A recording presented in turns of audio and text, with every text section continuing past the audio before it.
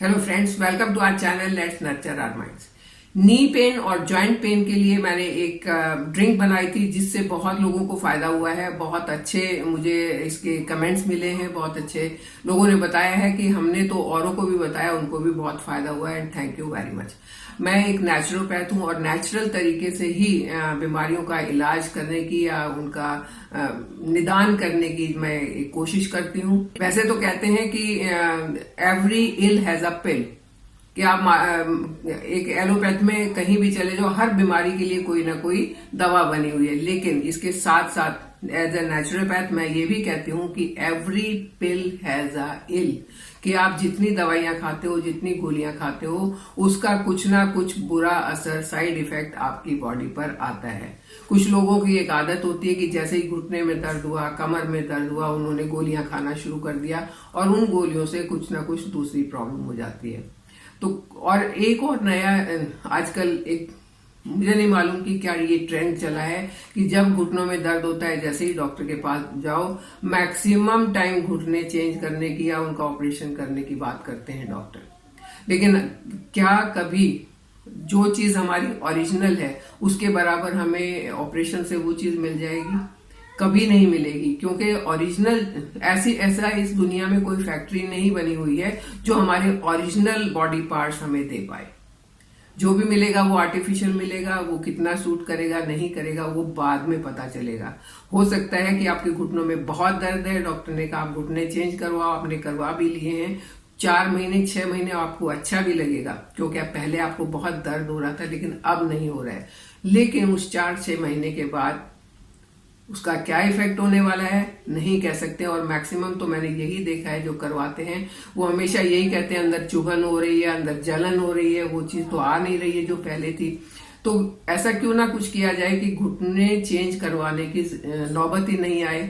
उसमें सबसे पहला काम तो ये है कि अपने वेट को कंट्रोल रखना चाहिए। अगर वजन बढ़ेगा, घुटनों पर बहुत जोर आएगा, बहुत प्रेशर आएगा, घुटनों में दर्द होगा। दूसरा ये कि अपनी फिजिकल एक्टिविटीज करते रहना चाहिए ताकि हमारे जोड़ों की, हमारी हड्डियों की मोबिलिटी बनी रहे। अच्छा, ये बताइए कि जोड़ों में और घुटनों में ही दर्द क्यों होता है? कभी हमने ये नहीं सुना कि इस हड्डी में, जब तक चोट ना लग जाए, इस हड्डी में दर्द हो गया, इस हड्डी में दर्द हो गया, बाकी बोन्स में दर्द नहीं होता। लेकिन जॉइंट्स में क्यों होता है? जॉइंट्स में इसलिए होता है कि हमारे ये हिस्से जहां भी जॉइंट है वो बोन हमारी ज्यादा यूज होती है, ज्यादा उनमें हरकत रहती है, मुड़ती हैं, चलती हैं और उनका वेयर एंड टेयर ज्यादा होता है, तो उनकी हमें देखभाल ज्यादा करनी होती है। ये दर्द सर्दियों में ज्यादा बढ़ जाता है और इस दर्द का मेन कारण है इन्फ्लेमेशन, बहुत ज्यादा लाल हो जाना और एक तरह से घाव हो जाना वहां पर। और जितना वो घाव होने के बाद रगड़ लगेगी उतना दर्द ज्यादा होगा। आप एक एग्जांपल ले सकते हैं कि जैसे एक नई रोड बनी है, उसके ऊपर वो कार के लिए रोड बनी है, कारें चल रही हैं, साइकिल चल रही है, पैदल जा रहे हैं लोग, तो उसको कोई असर नहीं पड़ेगा। लेकिन अगर उसी रोड के ऊपर एक टैंक चला दें जिसके नीचे जो है एक लोहे की चेन होती है जिसके ऊपर वो चलती है और उसके अंदर अपना खुद का इतना वजन होता है, तो वो क्या करेगी, उसी रोड को बहुत जल्दी तोड़ देगी जो रोड कार के लिए बनी हुई थी। तो हमारा शरीर भी ऐसा ही है। हमारा शरीर जो बना हुआ है वो सात्विक चीजें अगर हम खाते हैं, अगर न्यूट्रिशियस चीजें खाते हैं तो वो सही रहता है। लेकिन अगर जब हम उसमें बर्गर, पिज्जा और रिफाइंड चीजें डालना शुरू कर देते हैं तो वो वही काम करता है जो टैंक ने सड़क के ऊपर किया, यानी टैंक ने सड़क को तोड़ दिया। उसी तरीके से ये चीजें हमारे अंदर जाके हमारे डाइजेस्टिव सिस्टम को, हमारी बॉडी को एक नुकसान पहुंचाते हैं। सबसे पहला नुकसान जॉइंट्स पर ही आता है, क्योंकि जॉइंट्स की मूवमेंट बहुत ज्यादा होती है और जॉइंट्स में पेन होना शुरू हो जाता है। बैठने का तरीका सही नहीं है तो बैक में पेन होना शुरू होता है, कभी लोअर बैक में, कभी स्पॉन्डिलाइटिस हो जाता है, कभी कुछ हो जाता है। ये मैंने जितनी भी बात करी, चाहे हमारा डाइटरी जो हैबिट्स हैं या हमारा लाइफस्टाइल है, सेडेंट्री लाइफस्टाइल है या एक्टिविटीज की कमी है, या हम अपने ऊपर उस तरीके से ध्यान नहीं देते हैं जिस तरीके से देना चाहिए और गलत चीजें खाते पीते हैं, गलत कम एक्टिविटीज करते हैं, चलना फिरना चाहते नहीं है, तो यही चीजें हमें नुकसान पहुंचाती हैं। ये चीजें हमारे बॉडी के होम्योथेसिस सिस्टम को बिगाड़ देती हैं। वो एक ऐसा सिस्टम है जो हमारी बॉडी की एक एबिलिटी है कि वो अपने आप को ठीक करती रहती है। जैसे जब हम रात को सोते हैं, साउंड स्लीप होती है, तो हमारा जितना दिन भर का वेयर एंड टियर हुआ था उसको बॉडी रिपेयर कर लेती है। आपने कभी ये नहीं देखा होगा, अगर हम हेल्दी हैं तो सो रहे हैं तो हमारा कभी जो नेचुरल जो चीजें हैं जैसे सांस लेना है वो कभी बंद नहीं होता है, हमारा ब्लड सर्कुलेशन कभी बंद नहीं होता है, क्योंकि बॉडी तो दिन रात अपना काम करती है। माइंड और बाकी जितने भी हमारे बॉडी पार्ट्स हैं, जो वाइटल ऑर्गन्स हैं, वो अपना काम सही तरीके से करते हैं अगर हम उनको डिस्टर्ब नहीं करें तो। लेकिन हम उन्हें डिस्टर्ब करते हैं, और हम उन्हें डिस्टर्ब करते हैं तो फिर हमें उसकी पनिशमेंट मिलती है। आज का टॉपिक मैंने इसलिए लिया है कि बहुत लोगों को ये प्रॉब्लम है। अभी even in my society 4 ladies have got this knee replacement operation.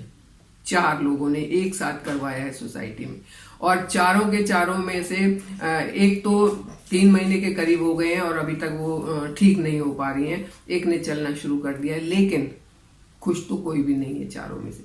तो मेरा मानना, अपना पर्सनल मानना ये है कि जहां तक हो सके हमें अपने ओरिजिनल जितने भी चीजें हैं उनको ही बचा के रखना है, उन्हीं के लिए मेहनत करनी है। इसीलिए डाइट में सुधार लाना है और एक्टिविटीज में सुधार लाना है। इसके लिए सबसे बेस्ट डाइट है DIP, डिप डाइट। इसका अगर आप सर्च करेंगे तो आपको इसके बारे में बहुत कुछ मिल जाएगा। आप कहेंगे तो मैं इसके लिए वीडियो बना सकती हूँ। मोटा मोटा तौर पर मैं आपको बता देती हूँ कि इसमें हमें अपनी डाइट में कुछ चेंजेस लाने हैं जिससे हमारी बॉडी डिटॉक्स हो जाएगी, जितने भी टॉक्सिन्स हैं वो बाहर निकल जाएंगे और जो हमारी प्रॉब्लम्स है वो अपने आप बाहर हो जाएंगी।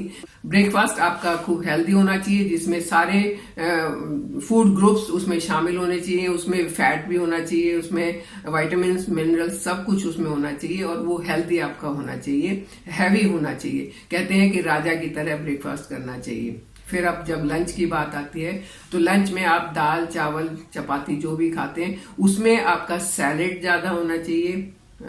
उसमें रॉ वेजिटेबल्स अगर आप खा सकते हैं वो होनी चाहिए, दालें ज्यादा होनी चाहिए, और जो ग्रेन्स है वो कम होना चाहिए। आप अगर राइस भी खाते हैं तो राइस इतना होना चाहिए कि वो दाल के अंदर बिल्कुल दिखे नहीं, इतनी दाल आपको साथ में लेनी चाहिए।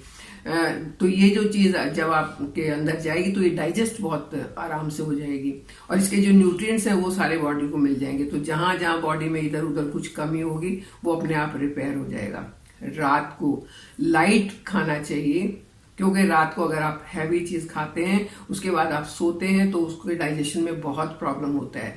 डाइजेशन प्रॉब्लम होगा, गट हेल्थ अच्छी नहीं होगी तो 10 बीमारियां लग जाएंगी। इसलिए रात को लाइट चीजें खानी चाहिए, और कोशिश करनी चाहिए कि डेयरी प्रोडक्ट और एनिमल प्रोडक्ट रात को ना खाई जाए। मीट वगैरह जो नॉन वेज खाते हैं रात को ना खाया जाए।